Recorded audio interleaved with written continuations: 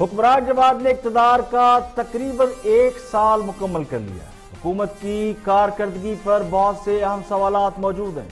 پاکستان تحریک انصاف کی حکومت کو 1 سال مکمل ہونے پر وزیر اعظم عمران خان 18 اگست کو قوم سے خطاب کریں گے۔ وزیر اعظم آفس نے تمام وزارتوں اور ڈویژن سے 1 سال کے دوران حاصل ہونے والی 5 بڑی کامیابیوں کی رپورٹ کل تک طلب کر لی ہے، اور سنا یہ ہے کہ تلاش بسیار کے باوجود یہ کامیابیاں مل نہیں پا رہی۔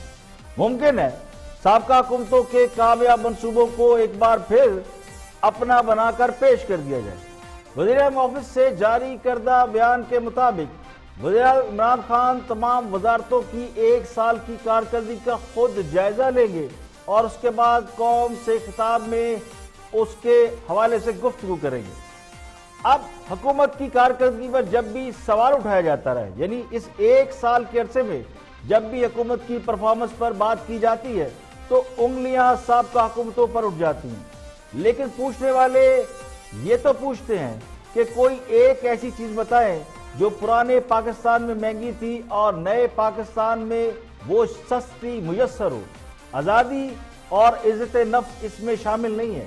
روپے کی طرح ان کی قدر و قیمت بھی پہلے سے کہیں زیادہ گر چکی ہے۔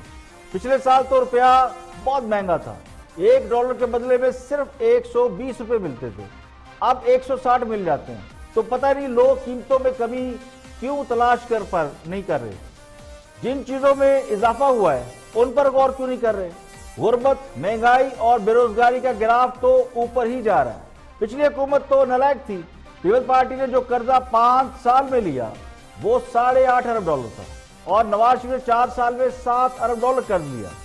شاہدہ خان عباسی نے 1 سال سے کچھ کم عرصے حکومت کی اور $3.5 ارب قرضہ لیا۔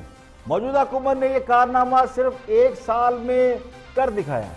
$7 ارب کے بیرونی قرضے لیے اور کام بھی کچھ نہیں کیا۔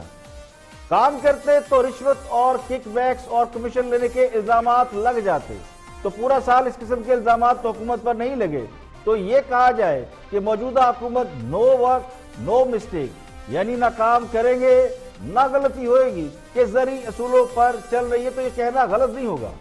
سابقہ حکمرانوں کو تو عقل نہیں تھی، خام قرض لیتے رہے، پروجیکٹ لگاتے رہے، سڑکیں بجلی کے کارخانے بناتے رہے، 56 کمپنیاں بنا کر نظام چلانے کی کوشش کرتے رہے۔ جب اتنے کام کریں گے تو پھر غلطیاں بھی ہوں گی، اور غلطیاں ہوں گی تو بھگتنی بھی پڑے گی۔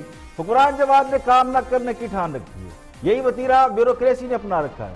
بیوروکریسی بھی یہی کہتی ہے نہ کام کریں گے نہ غلطی ہوگی۔ جس نے کام کیا وہ تو نیب کو بھگت رہے ہیں، اور جو کام کرنے کی کوشش کرے گا انہیں خدشہ یہ ہے کہ کل کو انہیں بھی نیب کو بھگتنا پڑے گا۔ تو بہتر ہے کہ دریا میں اتر کر مچھلی پکڑنے کی بجائے خاموشی سے مچھلی کا شکار دیکھیں، اور خود سے کام کرنے کی بجائے کام کرائیں اور موج اڑائیں۔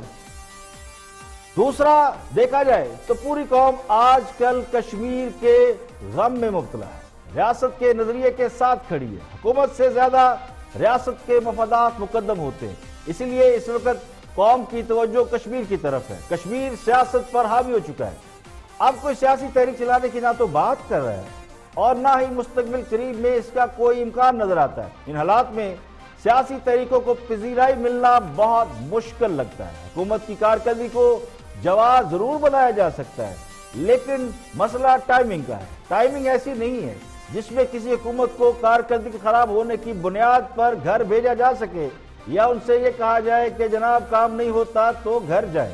اپوزیشن جماعتوں کے مقدر کا ستارہ ہاں صاحب کی قسمت کے ستارے کو ابھی تک ہلا نہیں سکا، اور کشمیر کے مسئلے نے حکومت کی خراب کارکردگی اور تمام خامیوں کو چھپا لیا۔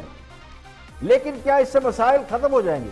مسائل اور بڑھتے رہیں گے۔ حکومت نے بیرونی قرضوں کی ادائیگی کے لیے مزید قرضے لے رکھے ہیں۔ ان قرضوں کو اتارنے کے لیے کوئی حکمت عملی، کوئی پالیسی نظر نہیں آتی۔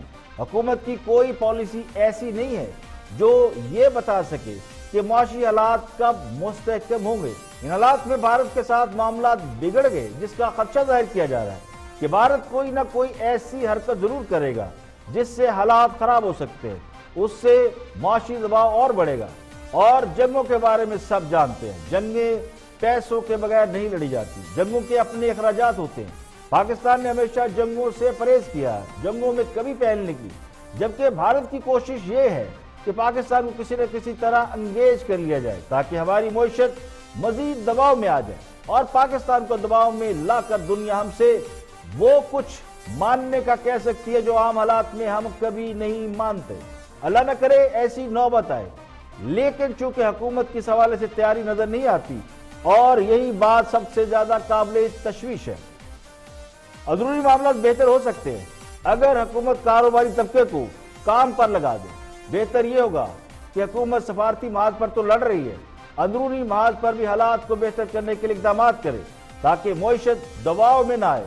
अगर हम कबूतर की तरह आंखें बंद करके बैठे रहेंगे तो इससे बिल्ली से जान छूट जाए ये मुमकिन